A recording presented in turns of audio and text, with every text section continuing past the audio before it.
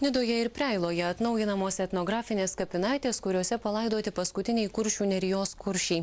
Tačiau ne visos unikalios pajūrio kapinės sulaukia pagalbos. Vienas sutvarkyti trukdo biurokratinės kliūtis, kitas kėsinasi pasiglemžti jūros bangos.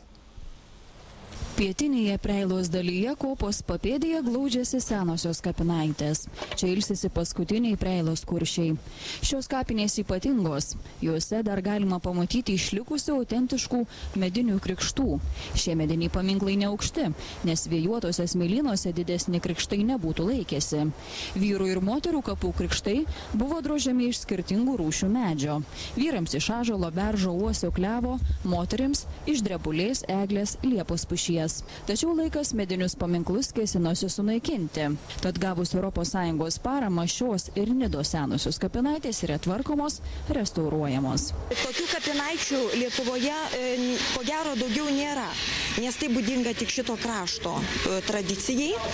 Krikštai siekia pagonybės laikus. Be abejo, jie nėra autentiški, medis neišsilaiko tiek šimtmečių, bet niekas nėra autentiška Neringoje iš tiesų, kaip ir tie mūsų tradiciniai namai.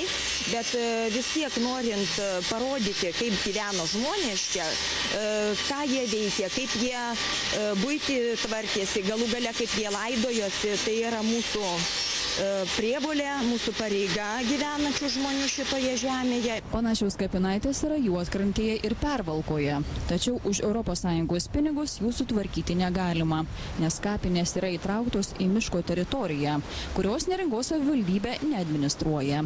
Tikimasi, kad padėtis pasikeis parengus naują teritorijos schemą. Pajūryje yra ir daugiau unikalių kapinių. Vienos tokios yra Karklėje, visiškai šalia jūros. Bangos gali jas nuplauti, tačiau išgelbėti jas vargu ar pavyks. Tas ardymas kranto vis tiek vyks vienaip ar kitaip, tas tempas nėra toks didelis. Teis laikas vis tiek po 50, po 100 metų, kai kažkokie žmonės turės būti perlaidoti, čia niekaip neišvengsi, nėra tokių pasaulių sugalvotų priemonių, kad jūros krantą būtų įmanoma kažkaip tai visiškai apsaugoti nuo erozijos. Karklės kapinaitės naikina ne tik gamtą. Pasak pajūrio istorijos žinovų derėjo anksčiau pasirūpinti, kad kapinės išliktų autentiškos ir uždrausti juose statyti sovietinius paminklus. Kaip tokioms unikalioms kapinaitėms šitas sovietmečio žmogaus įleidimas tai praktiškai reiškia jų vertės sunaikinimą. Nidos ir Preilos kapinaitėms sutvarkyti ES skyrė daugiau nei 300 000 litų.